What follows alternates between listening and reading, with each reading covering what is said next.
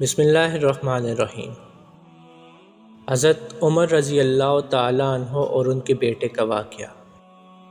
حضرت عمر رضی اللہ تعالیٰ عنہ کا ایک بیٹا روزگار کی تلاش میں عراق گیا۔ 1 سال کے بعد واپس آیا تو مال سے لدے ہوئے اونٹوں کے ساتھ آیا۔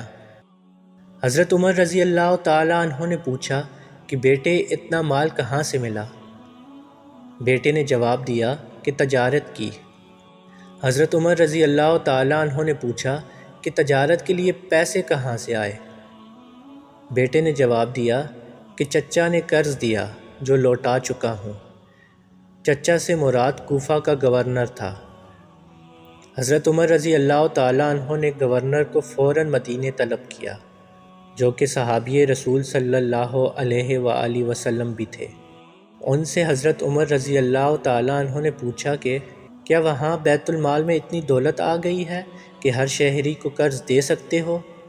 گورنر نے جواب دیا کہ نہیں، ایسا تو نہیں۔